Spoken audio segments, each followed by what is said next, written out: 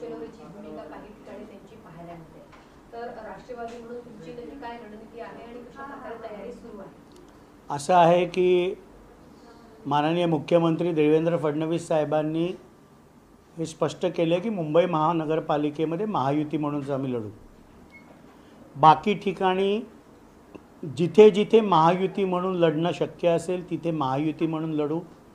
महायुती समजा होऊ शकली नाही आणि वेगवेगळं लढायला लागलं तरी महायुतीच्या घटक पक्षांनी एकमेकांवर टीका करू नये अशा प्रकारचे निर्देश हे माननीय मुख्यमंत्र्यांनी दिलेत।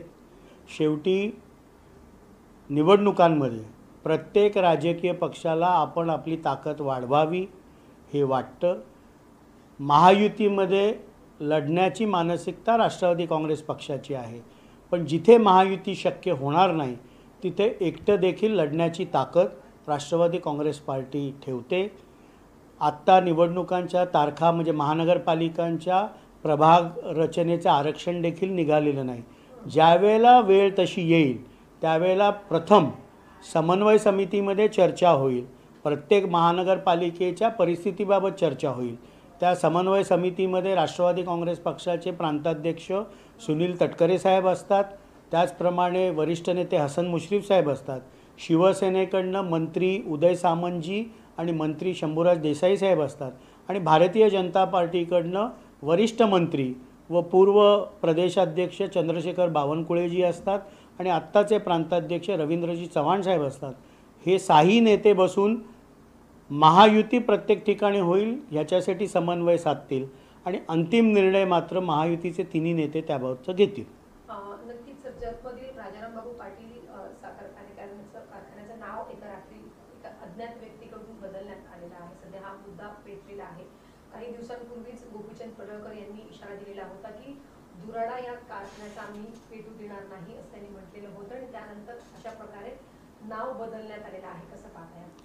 असं आहे की ज्या पद्धतीची वक्तव्य ही भारतीय जनता पार्टीचे जतचे आमदार गोपीचंद पडळकर, राष्ट्रवादी काँग्रेस पार्टी शरदचंद्र पवार गटाचे नेते पूर्व प्रांताध्यक्ष जयंत पाटील साहेबांबद्दल देत आहेत हे महाराष्ट्राच्या संस्कृतीला धरून नाही आणि काल जो प्रकार नाव बदलण्याचं जे काय घडलं आहे हे देखील दुर्दैवी आहे। राजकीय विरोध असू शकतो, पण एखाद्या व्यक्तीबद्दल खालच्या पातळीची वक्तव्य करणं ही महाराष्ट्राची संस्कृती नाही। महाराष्ट्रामध्ये नेहमी सुसंस्कृत राजकारण झालेलं आहे आणि त्याला न शोभणारी वक्तव्य कोणीच करू नये।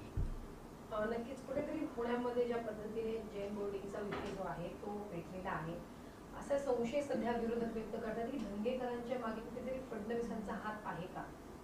कारण की ते थेट म्हणतात की भाजपच्या नेत्यांनी मला येऊन सांगावं की मी कुठे काही चुकीचं बोलतोय का, मी पुणेकरांच्या सोबत आहे, महायुती म्हणून जरी मी सोबत असलो तरी पुणेकरांसाठी मी कधीही लढायला तयार आहे। त्यामुळे फडणवीसांचा पाठिंबा आहे का असा एक सवाल सध्या विरोधक उपस्थित करतात। तुमचं यावर काय मत? असं आहे की रवींद्र धंगेकर हे सध्या शिवसेना पक्षात आहेत, त्यामुळे त्यांनी केलेल्या वक्तव्यांबद्दलची संपूर्ण जबाबदारी शिवसेनेची आहे। महायुतीचं वातावरण पुण्यामध्ये बिघडू नये याची जबाबदारी महायुतीतल्या ह्या दोन्ही पक्षांनी घेतली पाहिजे। साहेब, आपण जर पाहिलं तर इस्लामपूर याचं नाव बदलून ईश्वरपूर केलेलं आहे। गोपीचंद पडळकर यांनी हे स्वागत केलेलं आहे की केंद्राने ज्या पद्धतीने इस्लामपूरचं नाव बदलून ईश्वरपूर केलेलं आहे।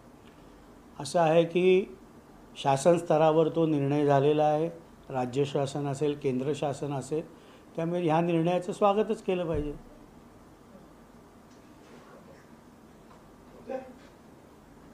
अल्पावधीतच लोकप्रिय झालेला भारताचा बुलंद आवाज आपला Bharat channel subscribe, share, like आणि कमेंट्स करायला विसरू नका।